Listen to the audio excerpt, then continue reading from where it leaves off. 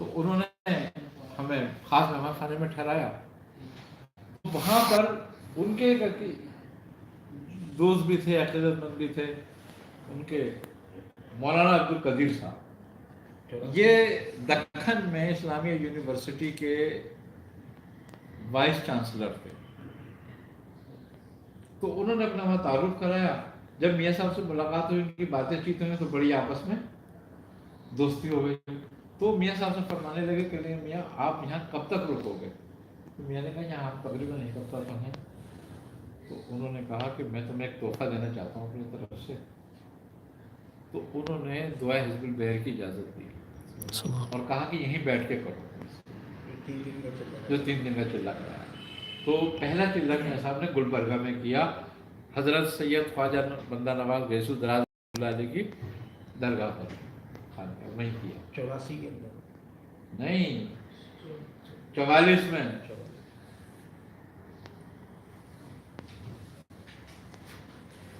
پھر میاں صاحب فرمانے لگے کہ ان سے میری اچھی دوستی ہو گئی, تعلق ہو گیا. تو جب میں چلہ کر لیا تو انہوں نے پھر مجھے اس خاندان کی اجازت بھی دی, کیونکہ وہ شاذلہ خاندان کے صاحب مجاز بھی تھے اور ان کے علماء سے بھی تھے. سبحان. اچھا, انہوں نے فصوص الحکم کا ترجمہ بھی کیا. اب اس کے بعد جیسا فرماتے ہیں کہ ہم واپس آ گئے. تو جب واپس آ گئے تو یہ اسی سن کی یا اگلے سال کی بات ہے, 44 کی یا 45 کی. تو کہنے میرا دہلی جانا ہوا. دہلی میں محفل تھی, عرس تھا, میں دہلی گیا تو میری ملاقات وہاں پر خواجہ حسن نظامی سے ہوئی.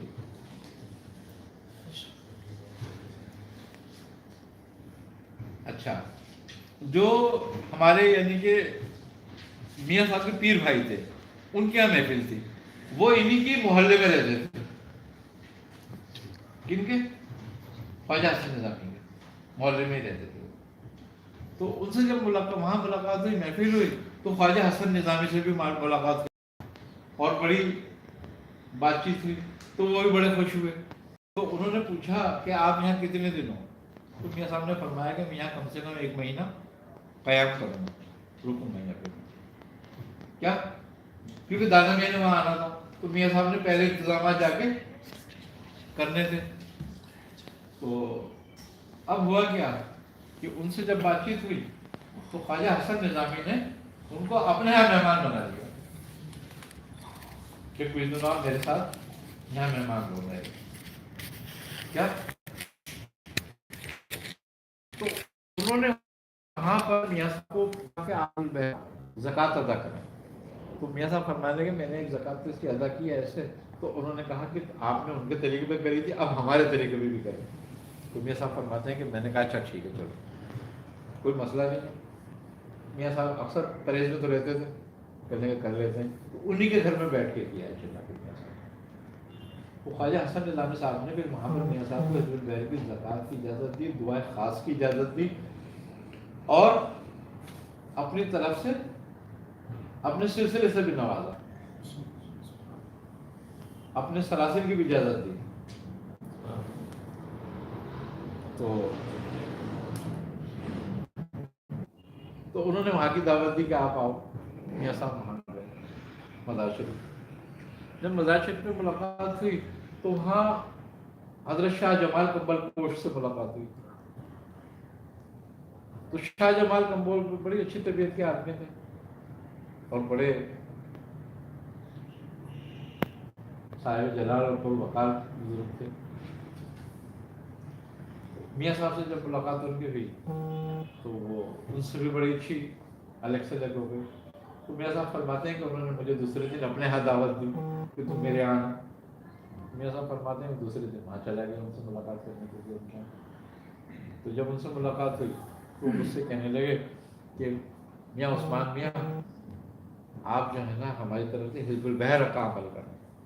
اس میاں صاحب نے فرمایا میں 2 زکوٰۃ دے چکا ہوں, ایک ان کے کہنے پہ اور ایک ان کے کہنے پہ, اب آپ جیسا کہ. تو پھر انہوں نے کہا ہمارے کہنے پہ نہیں کرو گے؟ تو آپ نے فرمایا کیوں نہیں, آپ کہتے ہیں تو میں بالکل کرتا ہوں. تو انہوں نے پھر اپنے سلسلے کی اجازت دی اور اپنے کمبل کی اجازت دی کہ اگر آپ چاہیں تو آپ کو کمبل کی بھی اجازت ہے. کیوں کمبل کی باقاعدہ اجازت دی جاتی ہے. اور پھر فرمایا کہ ہماری طرف سے آپ کمبل اوڑھ کر سورہ مزمل کی زکات ادا کریں تو پھر آپ کمبل پوش ہو جائیں گے. تو میاں صاحب نے فرمایا کہ نہیں، یہ میرے شیخ کی اجازت نہیں ہے کمبل اوڑھنے کی. جب وہ مجھے اجازت دیں گے تو میں یہ کروں گا. لیکن انہوں نے کہا پھر بھی اگر تم کمبل نہیں بھی اوڑھتے ہو تو کوئی بات نہیں، لیکن ہماری طرف سے تمہیں اجازت ہے اس کی. تو میاں صاحب فرماتے تھے کہ ان کے شجرے جو تھے میرے سے ضائع ہو گئے. انہوں نے دیے تھے اپنا شجرا تو لیکن ضائع ہو گیا میرے پاس سے. تو یہ اس طریقے سے میاں صاحب کو 3 اجازتیں ان 3 بزرگوں سے ہوئی. اچھا وہ ذکر حزب البحری کی وجہ سے ہوا. پھر میاں صاحب مجھ سے فرمانے لگے، کہنے لگے میاں چلو ایک تو تمہیں اجازت وہاں سے ہو گئی، اب جو باقی ہمیں جتنی اجازت ہے اس کی ہم تمہیں دے رہے ہیں کہ اجازت جاؤ تم کرو. سمجھ آپ نے 40 فرمایا اور 43 میں حسن گہنا کو خلافت دی. ہاں یہ 44 کی بات، یہ پاکستان اور انڈیا میں رہتے ہوئے انڈیا میں رہتے ہوئے کی بات. لیکن یہ حسن نظامی کا جو واقعہ ہے میرا یہاں تک خیال ہے یہ 45 کا ہے، لیکن عبد القدیر میاں کا 44 کا. تو یہ میاں صاحب نے خود فرمایا تھا کہ میں 44 میں وہاں گیا تھا اور دوسرے سال میرے کو مجھے اجازت ملی تھی کہاں سے؟ یہاں سے 45 میں. 47 میں میاں صاحب نے ہجرت کی تھی. آئی نا سمجھ بات. اچھا اگر ان سے میری ملاقات حزب البحر پہ نہیں ہوئی ہوتی نا، میاں صاحب کے پاس میں جا کے نہیں پوچھتا تو پھر مجھے بھی نہیں پتا چلتا ان باتوں کا. کیونکہ میاں صاحب کبھی ذکر نہیں کرتے تھے. لیکن وہ اس دن اتفاق کی بات یہ ہوئی کہ یہ بات ایسی چلی تو پھر میاں صاحب نے ساری اجازتیں بتائیں کہ ہمیں یہاں سے بھی ہے، یہاں سے بھی ہے، اور ان سلسلوں کی بھی اجازت ہے ہمیں. تب یہ مجھے پتہ چلا تھا. میاں صاحب کے شاید کوئی بھی خلیفہ اس بات کو نہیں جانتا ہوں. جی آپ نے فرمائی سب کو نہیں، حسن میاں کا پتہ ہے. ایک عمل جو آپ فرماتے ہیں میرے مولا والا، میرے مولا والا جو عمل تھا میاں صاحب نے مجھے دیا تھا، سورہ اخلاص کا عمل ہے. تو جب یہ میاں صاحب نے مجھے عمل دیا تو میاں صاحب فرماتے تھے کہ لکھنؤ میں ایک بزرگ تھے، ان بزرگ کا نام میرے ذہن سے نکل گیا کیونکہ وہ زیادہ بات نہیں اس موضوع پہ، تو مختصر سی بات ہوئی تھی. تو میاں صاحب فرمانے لگے کہ میں نے پوچھا تھا ایک دن، میں نے کہا میاں وہ صوفی صاحب ایک گھڑے کا ذکر کر رہے تھے کہ گھڑا شربت بنانا، تو یہ محرم سے پہلے کی بات ہے. تو وہ صوفی صاحب میاں صاحب بیٹھے ہوئے کام کر رہے تھے، وہ صوفی صاحب آئے. تو وہ صوفی صاحب آ کے وہ کھکڑا بار میں رہتے تھے. تو میاں صاحب سے کہنے لگے کہ میاں وہ گھڑیا کتنی بنانی ہے، بھگیدہ کتنا بنانا ہے. تو میاں صاحب فرمائے لگے، کہنے لگے میاں تمہاری جو حیثیت ہو اس حساب سے بنا لو، کم سے کم حیثیت کے تو گھڑیا بنا لینا اور 1.25 سیر کا بھگیدہ بنا لینا. اب وہ بات ہو رہی تھی، اب وہ بات ہو کے چلی گئی، ختم ہو گئی بات. وہ صوفی صاحب چلے گئے اٹھ گئے. میں نے کہا میاں یہ گھڑیا کا چکر ہے، کون سی گھڑیا؟ ارے کہنے لگے میاں محرم میں ایک عمل ہوتا ہے 10 دن کا، تو 10ویں دن نا شربت کی گھڑیا بنتی ہے اور وہ بنتا ہے مریدہ. تو میں نے کہا میاں کون سا عمل؟ تو پھر میاں صاحب نے بتایا کہ یہ والا عمل ہے، اگر تمہیں کرنا ہو تو کر لینا. میں نے کہا میاں کیا طریقہ ہے؟ تو میاں نے سارا طریقہ بتایا کہ یہ طریقہ ہے اس کا، اور یہ گھڑیا بنے گی اور یہ ایسے ہوگا. کہنے کہ میاں یہ ہمیں دیا تھا لکھنؤ میں، ہم دادا میاں حضور کے مزار تھے حاضری کے لیے، تو وہاں لکھنؤ میں بزرگ سے ہماری ملاقات ہوئی تو وہ اس کے عامل تھے. پھر کچھ اور باتیں بھی میاں صاحب نے بتائی اس کے بارے میں مجھے، لیکن کہنے کہ وہ اس کے عامل تھے اور انہوں نے اس کی مجھے اجازت دی کہ محرم میں میاں کر لینا ایسے ایسے کر کے. تو ایک بزرگ آئیں گے، بس وہ تم سے ایک سوال کریں گے، تم کا جواب دینا، بس بات ختم ہو جائے گی. میں نے کہا پھر؟ کہنے کہ میاں بات یہ ہے کہ پھر وہ ہم آ گئے رامپور، تو محرم آنے تھے. تو جب محرم آنے والے ہوئے تو ہم عمل کی تیاری کر رہے تو دادا میاں مجھ سے کہنے لگے میاں محرم میں ہمارے پاس رہنا. تو وہ اب میاں صاحب کہنے لگے میں عمل کروں گی جانو. اللہ نے فرمایا میں نے عمل چھوڑ دیا. پھر میں دادا میاں کے پاس آیا تو کہیں گے جب 9 تاریخ کی رات آئی تو مجھ سے دادا میاں کہنے لگے میاں عثمان میاں تم کہاں 10 دن تک رگڑتے رہتے, جاؤ ایک گھڑیا بنا لو اور جو آئے تم سے مانگنے کے لیے اس کو دے دینا, آج پڑھ لینا.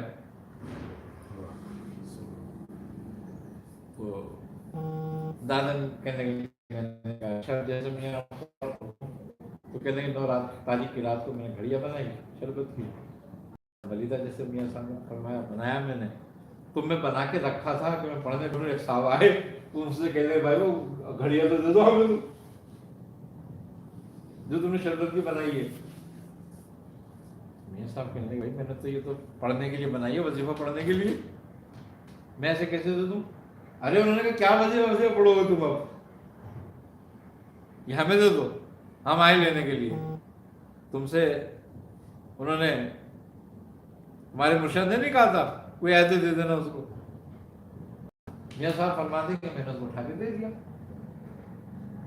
اب میں نے سوچا کہ میں عمل پڑھوں نہ پڑھوں, گھڑی تو دے دی میں نے.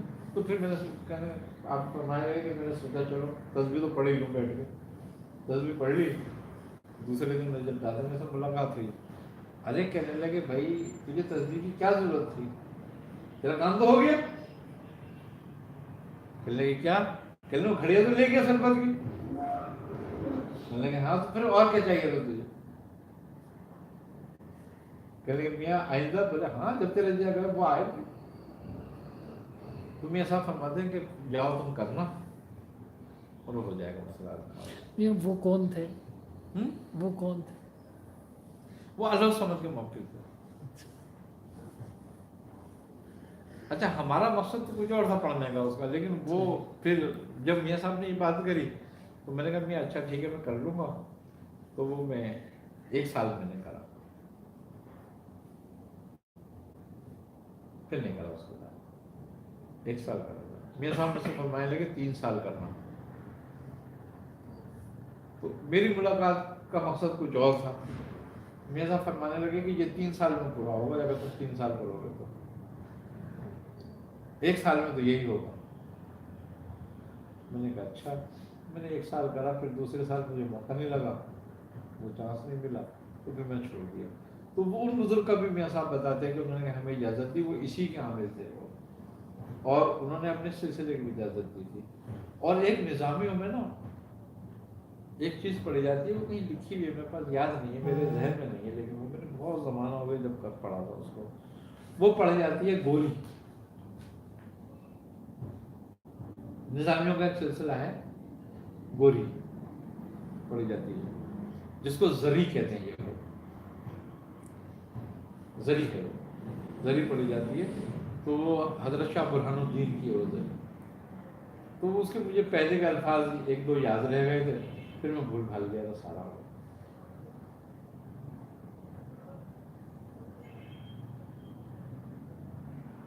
وہ نظام الدین اولیاء, برہان الدین اولیاء, سانگڑے سلطان, میری مشکل کرو آسان, ایسی کچھ وہ تھی, وہ زری تھی یہ. تو اس کو جو ہے نا سر پہ ایک جوڑا, جسے جوڑا نہیں کہتے قوالیوں میں, ایسا ایک جوڑا مٹھائی سر پہ رکھی جاتی ہے اور رقص کر کر کے اس کو پڑھا جاتا ہے. تو تقریباً سمجھ لو کہ 6 گھنٹے لگتے ہیں اس میں. 40 دن کا عمل ہے. تو اوپر سے جوڑا اور مٹھائی غائب ہو جاتی ہے, چلا جاتا ہے وہ جوڑا. تو پھر جب وہ جوڑا چلا جاتا ہے تو ان بزرگ کی زیارت ہوتی ہے, برہان الدین کی, شیخ برہان الدین کی. اور پھر ان سے وہ کہتے ہیں کیا مانگنا چاہتے ہو. تو میاں صاحب فرماتے ہیں کہ زری جب پڑھی جائے تو ان سے کہو کہ مجھے دربار رسالت میں لے چلو, بس بھر تمہاری انٹری ہوگی, لے جائیں گے. تو کہنے بس کافی ہے تمہارے لیے. یہ اس لیے کرتے ہیں نظامی سلسلے میں.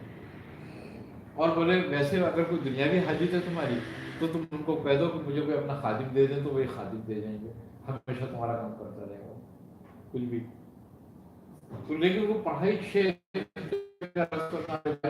تو نہیں کا کام ہے. ابدال جو ذکر ابدالی کرتے وہی کر سکتے ہیں، یہ ہم رس کرنی ہے 6 گھنٹے یہاں پہ رس کرنا ہے. ایک واقعہ سنا تھا.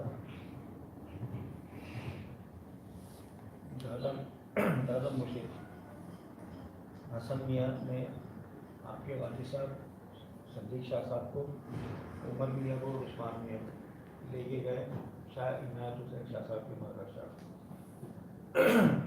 اور ان کو کہا کہ مراقبہ کرو.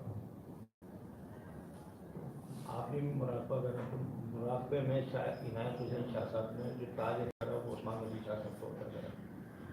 آپ نے منتخب کر دیا تھا یہ آپ کی خلافت سے پہلے کا بات.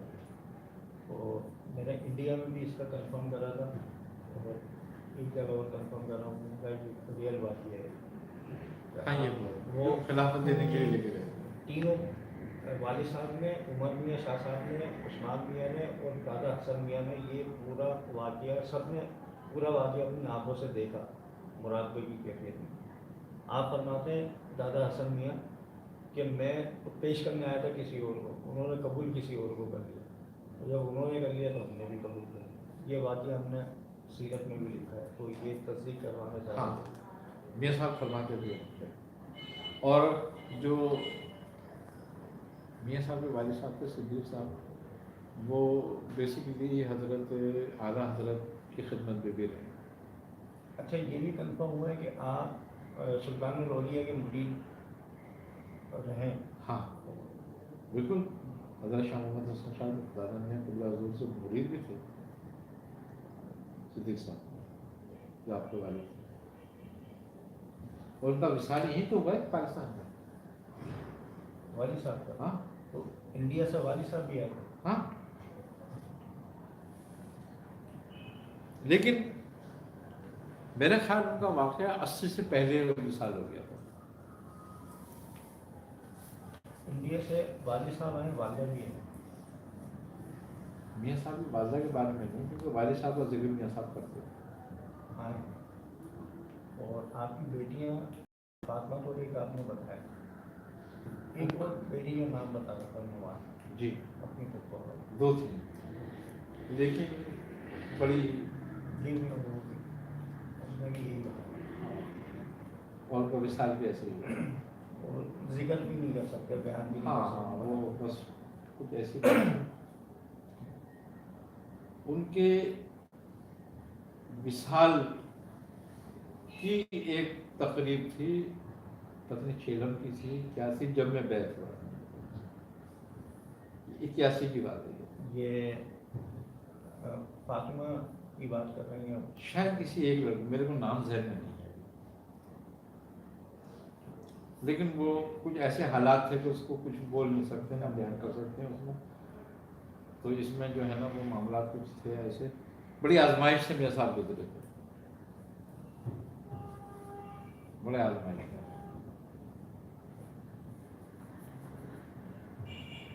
اور ایک بات تھی میں نے دیکھا کہ شدید وہ آزمائش تھی میاں صاحب کو، لیکن ان کے کسی معمول میں کوئی فرق نہیں تھا کبھی، اور نہ وہ کسی کے آگے کبھی انہوں نے اس بات پر کوئی بات کری ہے، کوئی شکوہ، کوئی ظاہر، کچھ نہیں، کبھی کچھ نہیں. آئی نا ہم بالکل ساتھ رہتے تھے، جاتے آتے تھے، تو کبھی کوئی تذکرہ اس بات پہ نہیں. کبھی کوئی تعلقات وغیرہ دیا کرتے ہیں؟ میرے ساتھ تذکرہ دیتے تھے، لیکن کبھی کبھی کسی کو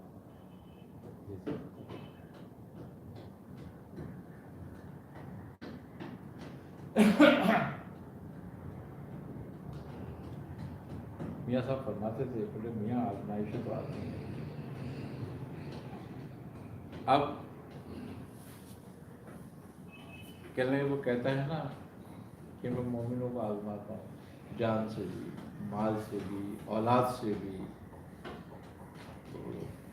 جیسے چاہے آزمائے، بس طاقت دیتا رہے، توفیق دیتا رہے آزمائش سے گزرنے کی. آزمائش کا مسئلہ نہیں، ورنہ کمزور پڑ جاؤ آزمائش میں.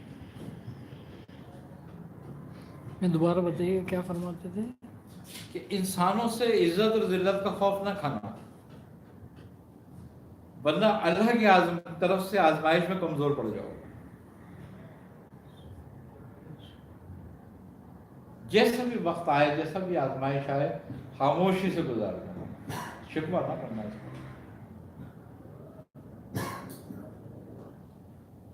کیونکہ تم ان سے شکوہ کرو گے جو نہ تو اس کو لانے کی طاقت رکھتے ہیں نہ ہٹانے کی،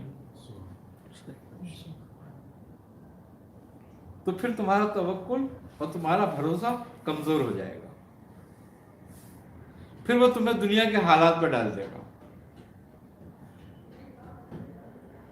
فرماتے تھے کہ خدا ساتھ جب دیتا ہے جب دنیا ساتھ چھوڑ دے،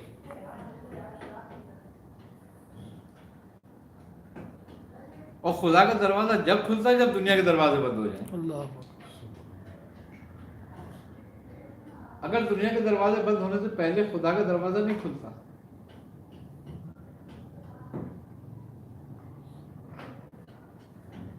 اور خلق پہ بھروسہ ختم کرنے کے بعد ہی خدا پہ بھروسہ شروع ہوتا ہے.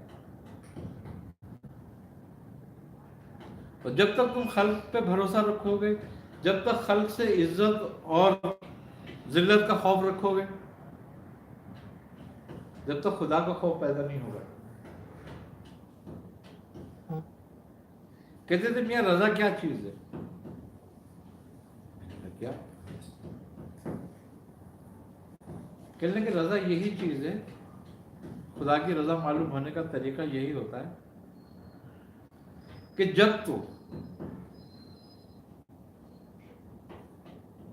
کچھ چیز ایسی ہے کہ جس کو تو نہ چاہے اور تو اس کو روکنے کی پوری طاقت رکھتا ہو اور رکھے اور کرے، اس کو روکنے کی طاقت رکھے اور اپنی طاقت استعمال کرے اور پھر بھی تجھ سے نہ رکے، تو اس کا مطلب یہ ہے کہ خدا کی رضا اسی میں ہی ہے.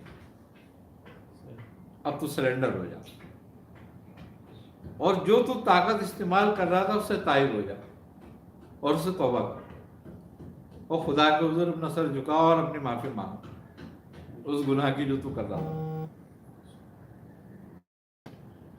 کیونکہ جب تو طاقت استعمال کرے گا اور ناکام ہوگا تو شکوہ کرے گا یا مایوسی پیدا کرے گا، تو مایوسی تجھے کفر میں لے جائے گی، اور شکوہ تیرا یقین خدا سے ہٹا دے گا. تو دونوں باتیں ختم کر اور توبہ کر، کیونکہ توبہ پھر تجھے خدا پہ یقین تیرا پختہ کرے گی، اور اس گناہ سے تو بچ جائے گا جو تو کر رہا ہوگا. میاں صاحب فرماتے تھے بیٹا اختیار استعمال کرنا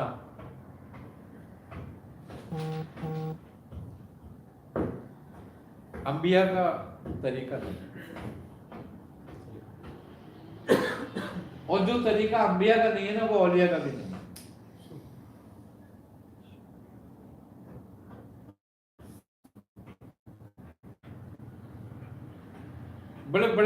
بڑے ولی جیسے کہ ایک واقعہ مولانا مظہر جانا کرتا، ان کی بیوی بڑی تلخ تھی،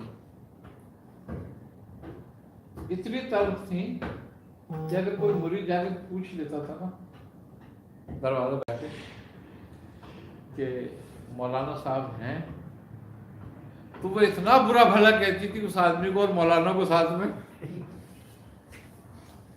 کہ وہ دوبارہ جانے کی ہمت ہی نہیں کرتا تھا اس طرف.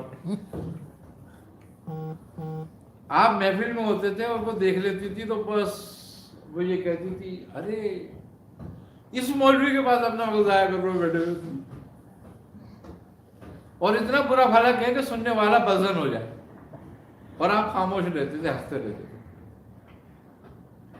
تو ایک دن لوگوں نے کہا کہ حضرت ایسی عورت سے تو علیحدگی اختیار کر لینی چاہیے. کیا؟ تو آپ مسکرائے. آپ نے فرمایا کہ اس کی اس طعنے تشنی اور برا بھلا کہنے پہ جو میں صبر کرتا ہوں نا، یہی تو میری ولایت ہے، اسی پہ میری ولایت قائم ہے. اگر میں اس سے الگ ہو گیا تو میری ولایت چلی گئی. اور خوبی کی بات یہ ہے کہ صوفیہ کرام کہتے ہیں کہ نقش بند میں حضرت شاہ ولی اللہ جیسے بزرگ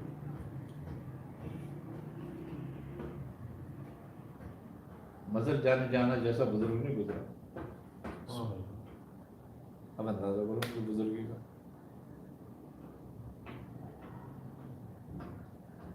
عجیب آزمائش ہے ویسے دنیا کی. اب دیکھو نا رسول خدا صلی اللہ علیہ وسلم پہ کیسی آزمائش آئی تھی جو حضرت بی بی صدیقہ عائشہ رضی اللہ تعالیٰ عنہ پہ تہمت لگائی گئی تھی. 40 دن کا وقفہ عرصہ کتنا شدید تھا وہ. یہ بد مذہب وہی واقعہ تو بیان کرتے ہیں کہ اگر ابن علم میں غیب تھا تو یہ واقعہ کیوں ہوا، پھر وہ تصدیق کیوں نہیں کی. لیکن ایک کمال بات اس واقعے میں ملتی ہے. حضرت یوسف علیہ السلام پر یہ الزام لگا تو گواہی ایک بچے نے دی. ہمیں اس بات کو حضرت بی بی مریم پر یہ الزام لگا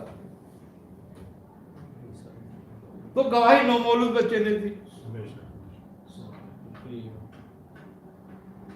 پھر یہی الزام ام المومنین پہ لگا تو گواہ اللہ نے. مزے کی بات گواہی اللہ نے دی. کیا کمال بات ہے یہ مقام کمال ہے کہ آپ کا کمال کا مرتبہ یہ ہے کہ آپ کے مرتبے کا کمال یہ ہے کہ آپ کی گواہی کسی سے نہیں دلوائی گئی، خود رسول خدا سے نہیں دلوائی، خود گواہی. اور 20 کم و بیش آیات میں ہیں آپ کی پاکیزگی میں کے لیے آئے. اور ایسی گواہی اور ایسی بات کری کہ قیامت تک لوگ اس کو پڑھ. یہ بھی جو ایک واقعہ ہے اگر وہ دیکھا جائے تو یہ واقعہ بھی اگر نہ ہوتا تو حضرت ام المومنین عائشہ صدیقہ کا مرتبہ اور مقام کا علم نہیں ہوتا لوگوں کو.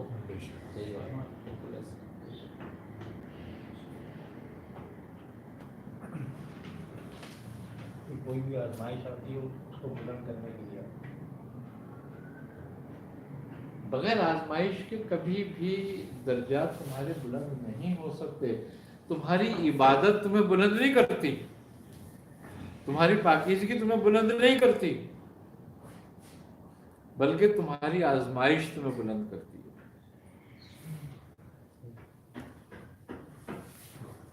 اللہ جب نعمت دینا چاہتا ہے تو وہ عبادت کے ذریعے نہیں دیتا. یہ سبحانہ تعالیٰ ما تصف پاک ہے وہ ذات ان توصیف و تعریفوں سے جو تم اس کی بیان کرتے ہو.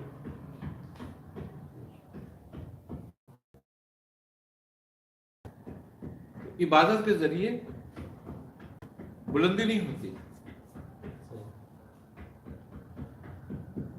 مگر جب اللہ آزمائش میں ڈالتا ہے اور اس پہ صبر کرتے ہو، کیونکہ اس کا یہ طریقہ لوگوں کے ساتھ نہیں ہے، انبیاء کے ساتھ رہا ہے. حضرت ابراہیم کی کیا عبادت کم تھی؟ لیکن دیکھو نالا نمرود میں آزمائش میں ڈال کے تھی. حضرت اس حالت میں حضرت اسماعیل کو اس جگہ چھوڑ کر گئے کہ جہاں انسانی عقل تسلیم نہیں کر سکتی کہ اس بات کو کہ اس حالت میں چھوڑا جائے بیوی بچوں کو. وہاں چھری پھیر رہے ہیں گلے پہ، انسانی عقل تسلیم نہیں کرتی کہ خواب دیکھنے میں چھری پھیر رہے ہو. لیکن ساری آزمائش سے گزار دیا اور پھر کہا کہ ابراہیم نے حق ادا کر دیا، وفا کا صحیح ابو الانبیاء ہو گئے۔ یوسف علیہ السلام کو کس آزمائش میں ڈالا؟ کنویں میں ڈلوا کے۔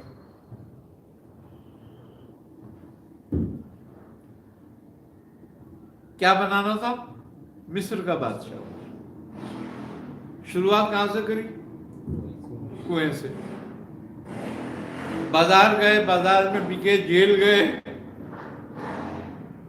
کتنی صحبتیں اٹھائیں، آزمائشیں اٹھائیں، اور اس آزمائش کے بعد بادشاہ بنے۔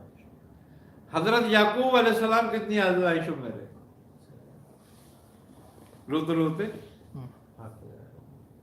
اب موسیٰ کو نبوت دیتے ہیں تو کیا کرتا ہے؟ قتل کرا دیتا ہے موسیٰ کے ہاتھوں۔ آخر اپنا شہر چھوڑنا پڑتا ہے، بھاگنا پڑتا ہے، بے یار و مددگار۔ کتنی آزمائشوں میں رہے پھر آپ، کہاں نبوت جا کے دی، اور پھر کیسا اولو العزم نبی بنایا۔ ایک کمال واقعہ ہے حضرت موسیٰ علیہ السلام کا۔ اب دیکھو تم، اللہ تعالیٰ کی کیا بات ہے، صاحب نعمت اس کی، کس طریقے سے وہ بندوں کو آزماتا ہے۔ ایک عورت آئی اور کہنے لگی کہ اے موسیٰ، میرے اولاد نہیں ہوتی، آج کوہ طور پہ جاؤ تو میرے لیے اللہ سے دعا کرو اور پوچھو کہ میرے اولاد ہوگی بھی یا نہیں۔ آپ نے کہا اچھا، جب میں کلام کروں گا تو پوچھوں گا۔ جب کلام ہوا تو پوچھا کہ اے میرے رب، فلاں عورت ہے، اس کی اولاد ہوگی؟ فرمایا نہیں۔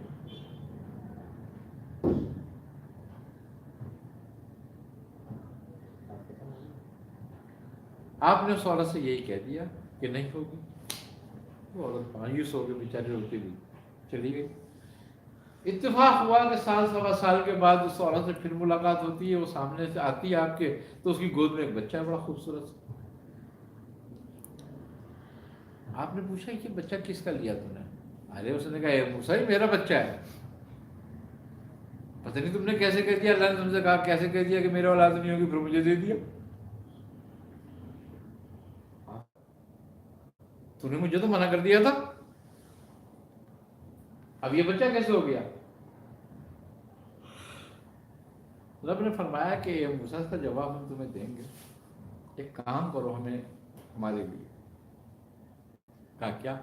کہا ایک چھری اور ایک تشت دو اور ہمیں انسان کا گوشت لا کے دو۔ اب حضرت موسیٰ چھری اور تشت لیے ساری بنی اسرائیل میں گھوم رہے ہیں کہ بھئی اللہ نے انسان کا گوشت منگایا۔ ارے وہ کہنے لگے موسیٰ تمہیں کیا ہو گیا ہے؟ اللہ کو انسان کو نہیں ضرورت پڑ گئی، کسی نے نہیں دیا، سب نے انکار کر دیا۔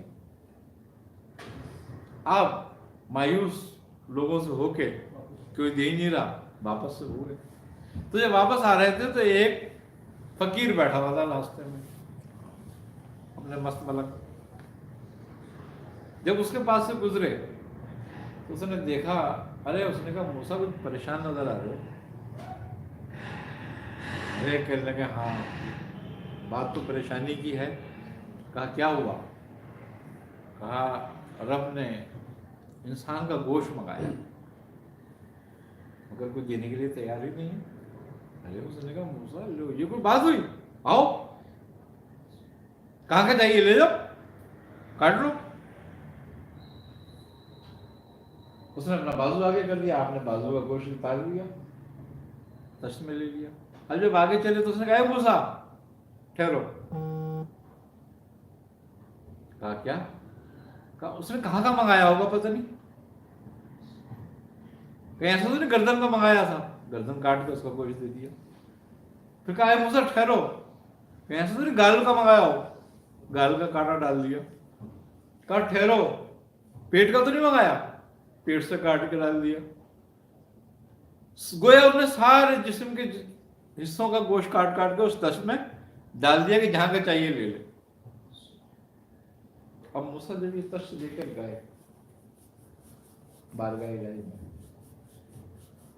کہ ہمارے رب، اے میرے رب، تیرا ایک بندہ تھا، اس نے تو اس طریقے سے کرا.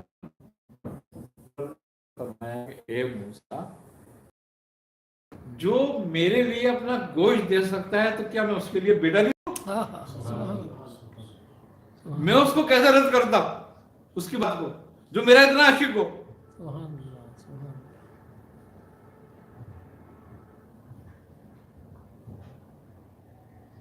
عبادت سے نہیں ہوتی بات، آزمائش سے ہوتی ہے. اسی لیے بزرگ کہتے ہیں کہ عشق جو ہے بلا کے ساتھ ہے، کہ اگر بلا نہیں ہے تو عشق بھی نہیں ہے. وہ کسی نے کہا ہے نا کہ یہ آستان محبت ہے وائس،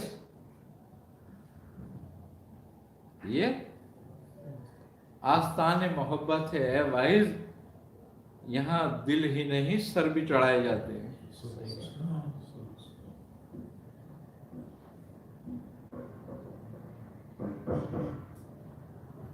بات یہی ہے کہ جب تک آزمائش نہیں آئے گی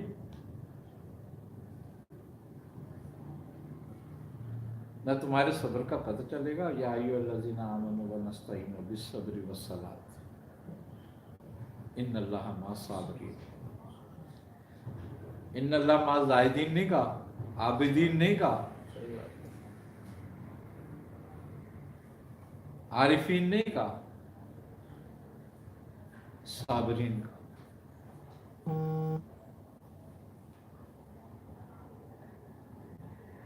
ایک جگہ کہتا ہے کہ الا الذین آمنوا وعملوا الصالحات وتواصوا بالحق وتواصوا بالصبر.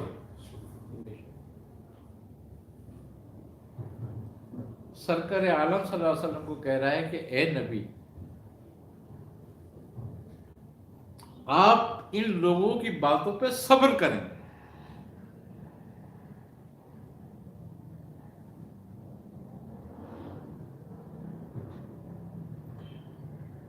وَاصْبِرْ عَلَىٰ مَا يَقُولُونَ حَجْرًا جَمِيلًا.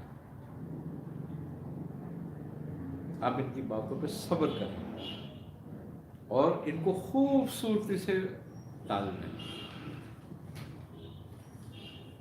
ان کے غصے سے نہیں، دھتکار کے نہیں، جمیلہ خوبصورتی سے ٹال دیں. وَذَرْنِي وَالْمُكَذِّبِينَ أُولِي النُّهِ كَمَا لَمْ قَلِيلًا. اور ان جھٹلانے والوں کو میرے پر چھوڑ دیں کہ ان کے پاس جو نعمتیں جس پر یہ اترا رہے ہیں وہ عزت ہے، دولت ہے، شہرت ہے، کچھ بھی ہے، یہ بہت تھوڑے سے وقت کے لیے.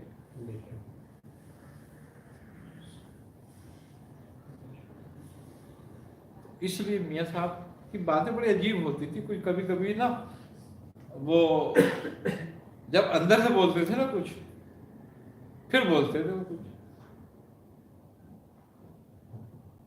ورنہ وہ بات نہیں کرتے تھے زیادہ. لیکن بات یہ ہے کہ فقیر کی جو بات ہوتی ہے نا وہ فوراً سمجھ نہیں آتی.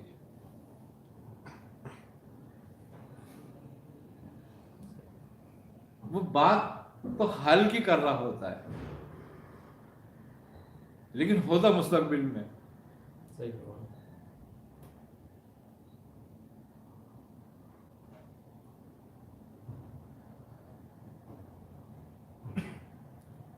ایک بزرگ تھے، میں ان کے ساتھ رہا کچھ دنوں. ان سے میں نے پوچھا ایک بات بتاؤ آپ کی عمر کتنی ہے؟ ارے کہیں گے 1.5 سال. بولا حد ہو گئی بھائی. چپ ہو جا اتنی.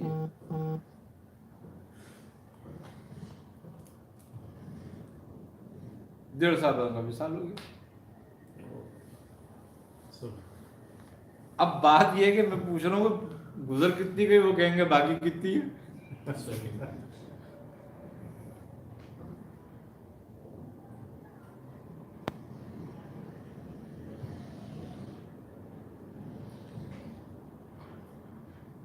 अब ऐसे हमारे जजर फिर तुमसे कोई बात करता तो कहते पिछली का तो नहीं पता, अगली का पता है थोड़ा सा,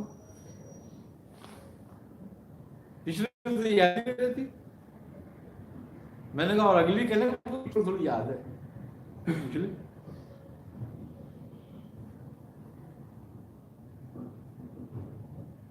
बात यही है, वो हाल में होता है मगर मुस्तकबिल पे नजर रखता है, और हमेशा नहीं रहता और हमेशा नहीं रखता।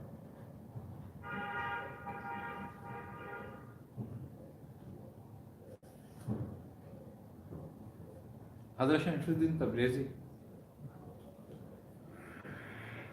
पर जब कत्ल करने के लिए मौलाना जलालुद्दीन रूमी का बेटा और उसके साथी आए, तो आप हुजरे में मौलाना जलालुद्दीन रूमी के साथ बैठे हुए थे और उन्हें कुछ नसीहतें कर रहे थे। तो उन्होंने कहा हुजूर आप बातें ऐसी कर रहे हैं जैसे मुझे कुछ नसीहतें कर रहे हो।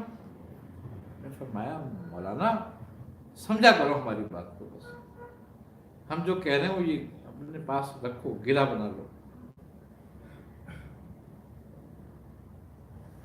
अब दरवाजा बजा, अच्छा भाई मौलाना अब हमारा वक्त आ गया, चलते हैं। दरवाजे पे कौन है? आपने फरमाया देख लेते। वो कहने लगे मैं जाके, बोला नहीं नहीं नहीं नहीं तुमने नहीं जाना, हमने जाना है, बैठो। उनको बिठाया और लोग भी बैठे हुए थे, जिन्होंने उनको बिठाया, बाहर निकले। उन्होंने कहा हजरत जरा हमारे साथ चलेंगे? आपने फरमाया हाँ हाँ हम तो तैयार बैठे हुए थे, चलो। आपने दरवाजा बाहर से बंद किया, चले गए, वापस ही नहीं आए। मौलाना जलालुद्दीन पागलों की तरह ढूंढ रहे हैं आपको, कहाँ गए और कौन आया था, किसके साथ गए। 3 दिन के बाद मौलाना रोते रोते या नमाज में उनकी आंख लग गई।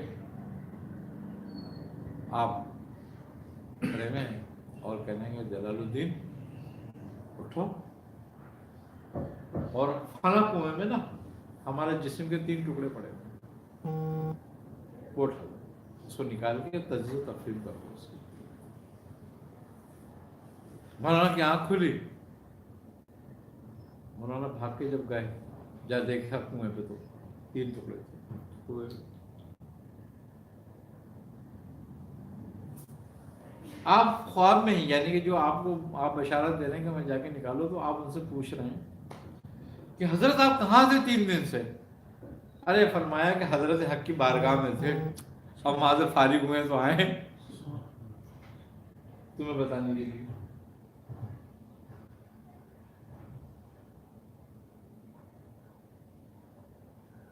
निकाला, लेकिन ये नहीं बताया कि कौन थे। बाद में लोगों से पता चला वो शख्स और भी लोग थे, वो पागल हो गए, पागल होकर मरे, बहुत बुरी हालत में मरे वो लोग। एक इबरत रूम ने देखा, उनकी इबरत के निशान थे वो। मौलाना जलालुद्दीन रूमी के उसमें एक बेटा भी था, आपने उसकी मरते वक्त भी शक्ल नहीं देखी उस बेटे की, और आप रोते रहते थे।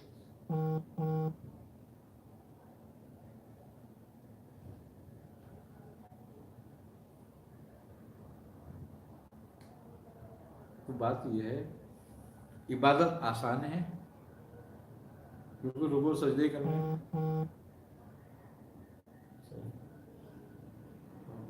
आज़माना मुश्किल। फकीरों के जो दर्जे होते हैं, बुजुर्गों के सूफिया के जो दर्जे थे, वो इबादत की वजह से नहीं थे, वो उनकी आजमाइश की वजह से थे, और उसको समझते थे कि उसको कैसे डील करना है, वो उनके मरातिब के लिए होता।